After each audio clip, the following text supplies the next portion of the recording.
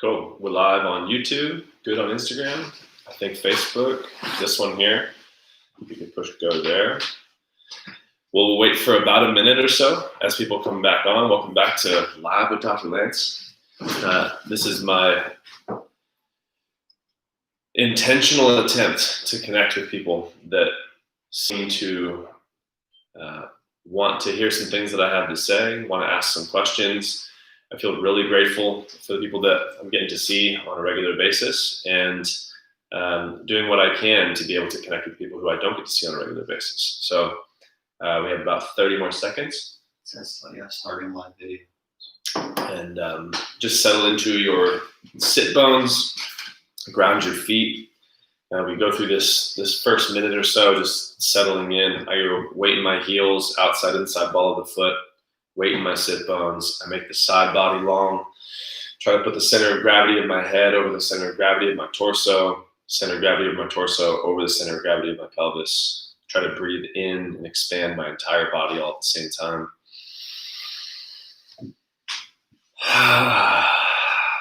And cruising. We good over here, man? It says still starting live video. All right. So Facebook might be a little behind, but hopefully there are some people that find us. So purpose of this show is for me to be able to connect with my community more regularly every week. If I know that I'm going to be able to answer questions live, it tunes me to picking up what the needs of my community are. I'm seeing patients and practice members multiple times throughout the week, and they come up with amazing questions about their care, about their healing process. And I find myself sharing answers that help them so much, but then they're the only one that gets the benefit because I'm not sitting there recording myself constantly. So what I'm trying to do is gather questions that have been the most impactful for people, or finding patterns of questions that people have asked throughout the week, and then trying to share messages here that are a little more broad reaching and ubiquitous, because I think a lot of us are having similar experiences out in the world. And anything we can do to be removing a little bit of the interference, a little bit of the friction for us to live the lives we want to live.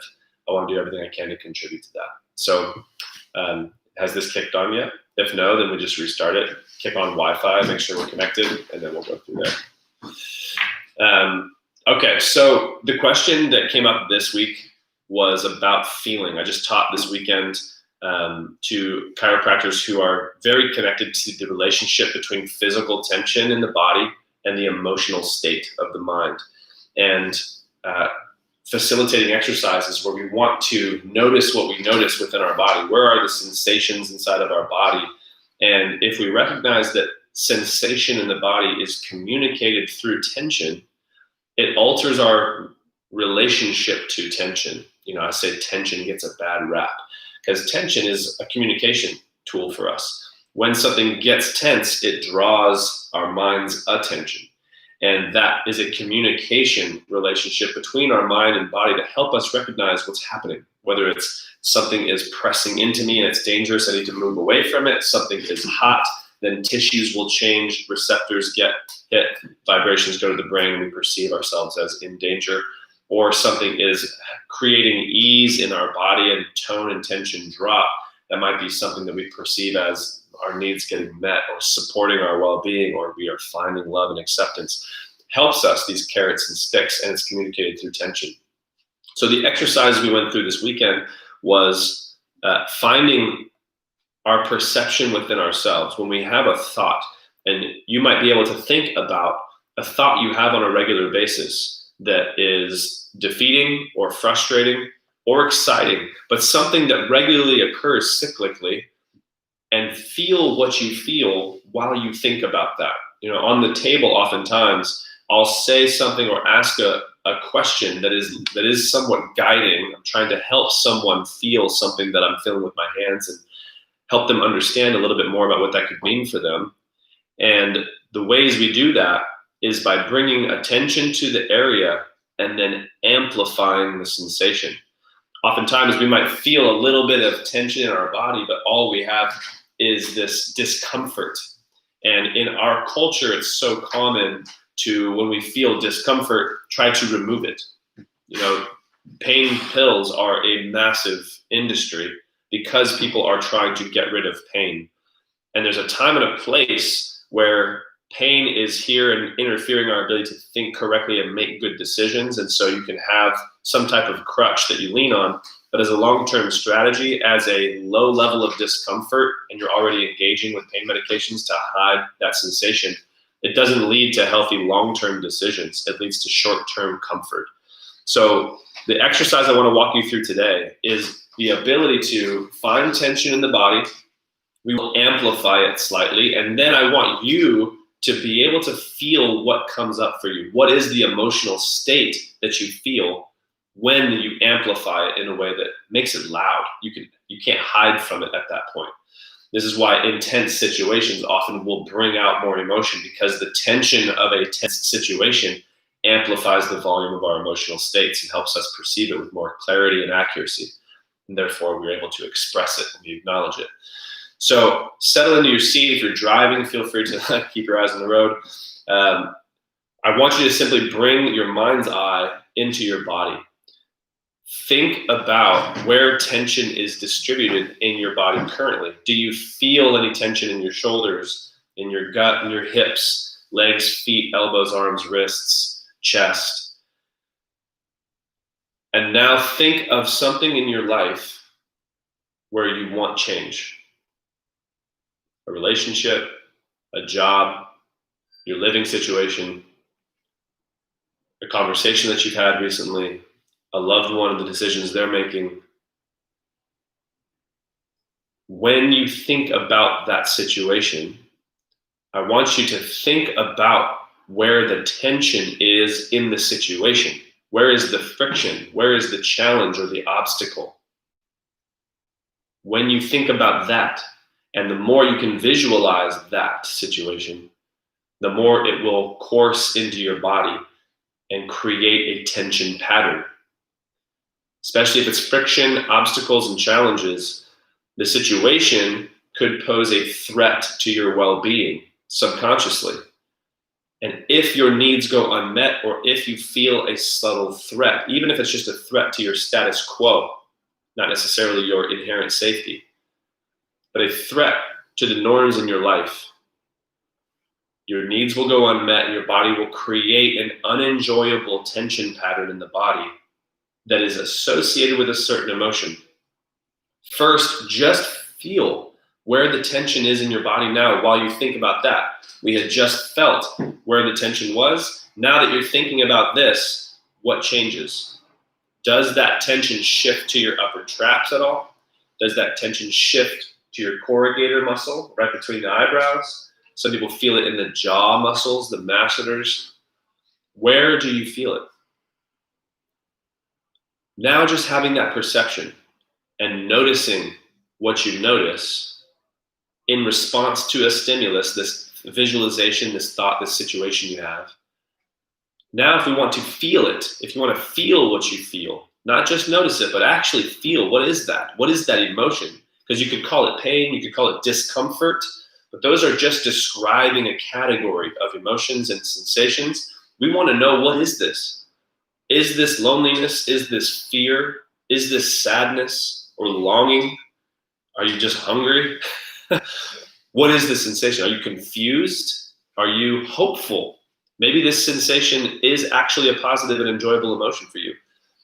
But if it's not clear with the current level of that sensation, the current amount of neurotransmitters that are being communicated, the current amount of tension that's being felt in the body, you can amplify it through pressure, breath work, and pressure from your hands.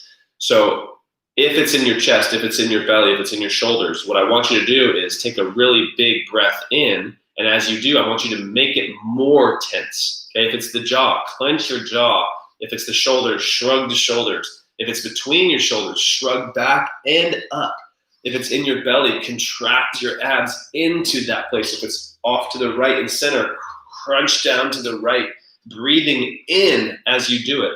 Because the pressure from inside of you, while you contract, creates a lot of tension in the area, and that increase in tension will increase and amplify the emotional energy, that physical energy that's associated with the emotion. And as that amplification occurs, you can feel more of what that feels. You can feel what that means for your mind as your mind is now really focusing on it and getting a lot of that energy coming in. That's energy that the brain uses to determine what's happening and what emotion you're feeling. Because the sensation is simply a stimulus, then the mind makes you feel a certain way based on what's happening, what that's meant in the past, your biases, your beliefs, your culture, and what physical sensations you're experiencing. If you still aren't getting clarity about that, if you still have the tension and you know it's uncomfortable and you know where it is, but you don't know what it means, and as you breathe into it and contract, it's still not giving enough information for clarity, this is now where you can add external pressure on top of it. Some people feel it over their sternum and right below their throat. And so you can breathe into it from the inside, you can contract into it with your muscles, and then you can push down on it with your hands. And as you do that, you allow the expression of the emotion that is elicited or evoked by that sensation, that amplification of the sensations. And if you're in a position now where you don't feel safe enough to express it, that could be an inhibitor for your ability to understand this. This is, to round this off and transition into our next question from the week, was about self-care discipline, how to discipline yourself for your self-care, and how that is not a selfish act, how taking care of yourself and not skipping days on your self-care, having that discipline, you are giving a gift to everyone else who you interact with. When you are in positions where you are feeling what you feel and you know it's there, but you don't have environments or spaces where you can express that, this will inhibit your ability to grow and evolve. Evolving is changing and adapting based on new information from the external environment, new thought processes and belief systems that are being built from the internal environment, but it requires a reorganization of the energy in your body. And if you are trapping that energy in, as opposed to amplifying it, acknowledging that it's there, and expressing it, that expression of the energy allows for a reorganization, a new pattern, which allows new perception and then new decisions, thoughts, words, communication, behaviors, a completely new life. That's the evolution process. Self-care and discipline in self-care is what empowers and accelerates this process. When you notice what you notice constantly, and then you feel what you feel, you are able to express it. This morning I just did morning breath work. Yesterday I did morning breath work with Dr. Mike, Dr. Brock, and had so many drop-ins that altered the quality of my day yesterday. And that quality of day that I was experiencing, I was able to share with all the patients and practice members that I saw. I was able to, when I connected with my family over the phone because they're out of town, I felt authentically connected with them and acutely grateful and trusting in the process of life that everything that's happening is a part of a system that I'm a part of. And it felt nice to be integrated into a system and part of that whole. And when we get distracted by tension, but we don't integrate that into the process of our evolution and our life's development, we can feel isolated and like we are not a part of everything happening. And that lack of trust in the process of life can lead to sickness and symptoms and disease and tension that is uncomfortable but not informing our lives, helping us to learn how to be in this body, in this mind, in this world. And so to round together, if you'd like, you can replay this video on a couple different platforms: Facebook, Instagram, YouTube, TikTok. Go through the exercise where you are finding your tension, noticing what you notice, feeling what you feel, amplifying it through internal pressure and breath, external pressure with contraction, and then an actual hands-on increase of pressure. You can use partners to help press into it and then express that. When you express it, you'll be more clear on what the needs are behind it and be able to make better decisions and strategies to get your needs met and contribute to the people that you care about. And that is what this is all about. I'm here doing these weekly shows now because I care about the people that are out here. I can't see all of you all the time, and I just want to contribute as much as I can and also learn from you. These questions that are being asked to me, I also get to ask myself.